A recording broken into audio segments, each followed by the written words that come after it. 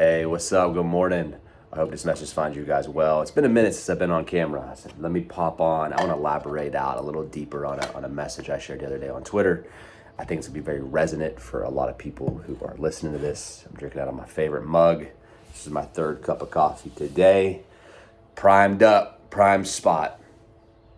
So the tweet goes like this: there are many fitness goals I haven't achieved because I'm unwilling to sacrifice other things. Family, hangs, obnoxious amounts of sourdough. That's true. But I'm not as lean as I could be. I know that because I've been leaner.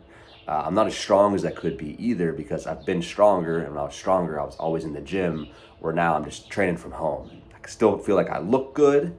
I'm confident in taking my shirt off. I'm still strong. I still deadlift 500 and I have a big strength background, but I still feel strong and very capable. But I'm not as strong as I could be because I'm not in the gym. I'm not as fast as I could be. I'm not dedicating a ton of time, energy, or effort to my runs. They're kind of just being fit into my day-to-day life when I'm with the kid in the stroller or just have a random 30, 45 minutes to run from the house. I'm probably not running as far as I could be either, because as I inch a little bit more into this ultra marathon game, I can just see a path of I can really do some really incredible things. But that level of sacrifice and time, energy, and effort is just more than I want to take from another area of life. And this is it right here. More than I want to take from another area of life. That would be what the sacrifice would be. This is the same in every area of life. So years ago, I stopped working full time. And I say that, let me tread on this very lightly. Like, I still work a lot, but then there's seasons I don't work a lot. Being an entrepreneur, you can kind of build your schedule around your own specific needs. But like right now, as summer rolls around, I'm kind of working bi-weekly. I probably work 30 hours a week every other week. Maybe a few hours here and there. Maybe it's 20 hours and 2 or 10, whatever, but it's not full-time work. And I started doing this whenever my son Ambrose was coming into the world. It was like 6-8 months before he came, and I was just kind of settling in with my wife. And with that, I sacrificed just numbers in my bank account. I could naturally make more money if I worked more. And I had a buddy the other day. He's like, I was telling him about some of my best years, and I was telling him about where I'm at now. And he's like, oh man, like what happened? I said, I stopped working. He goes, oh, that'll do it. I still work. I still have a community. I still coach. I still speak. I'm still hosting multiple retreats. Like, I'm still doing things. Even if I'm not always posting about them here on social media, I'll still be doing things. And not what I used to be though. So it's in this world, man, that everyone's like all or nothing about everything. I'm not. I'm really just doing what's best for me. I feel like in that season of life, which could be 3, 6, 12 months, and I'm living a more holistic approach. I realize like my life moves in dials. Like a dial in a stereo system. So like I have relationships, which is all my relationships. I have my career, and then I have, which is what I do for work, my business. And then I naturally have my personal health and growth, which looks like fitness, things I like to do for my mindset, my emotional development, spend a lot of time with the Lord, read the good book, be in prayer. I love the darkness meditation stuff. I love being out in nature. So everything that's good and soul filling. With that being said, if you turn the dial up in the fitness, and now you're spending 3 or 4 hours a day in your fitness, which could include commutes, to and from, which is one reason why I pulled the gym out, because I had to drive 20, 30 minutes one way, 20, 30 minutes that way. That's an hour. I'm always dicking off a little bit before I get in and out. So it's maybe even longer. And then I'm training, and then I'm getting my bag ready and getting home. It's a 2 to 3 hour ordeal, which is fine, but it just is like, I don't really want to do that. Like in that 2 or 3 hours, I could either go for a run from home. If I want to use that same 3 hours, I could run, and then I could run for an hour, lift for an hour, and I can spend 30, 40 minutes doing breath work or meditating or reading a book. Like I can use that time to fulfill myself more holistically, more well-rounded. That works for me in this season of life. This is my metric of success. But if I turn that dial up too much with fitness, my family time goes down. There's only so many hours in a day. 3 hours in fitness, if it's away from the house, would be either less overall fitness or less time with my family. Depends on how I'd want to choose to spend that time, and obviously what's going on in day-to-day life inside of our home. The next would be like career. This is where it really gets everybody. Guys love the idea of starting their own business. I'm like, this is great. I think everybody should have a business.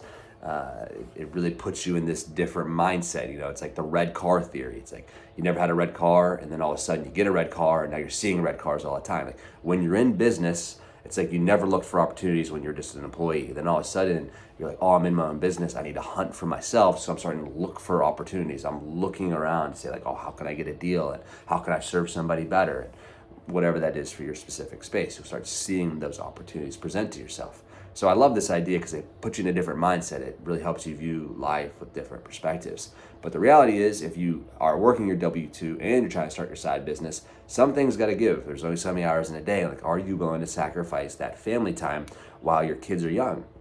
Or that fitness time? Like, hey man, you only get one body, and now you're spending an extra 3 or 4 hours a day you have on your business, and you're not taking care of your body, and you start to not like the way you look and like the way you feel, and your confidence goes down. And the last would be relationships. It's like if you turn the dial way up on relationships, like, oh yeah, man, I don't really care about money, or what I'm just pouring to my family and just whatever. That's cool, but then if you're like stressed all the time about money because you're not advancing enough in your career, it's kind of like counterintuitive. It's counterproductive.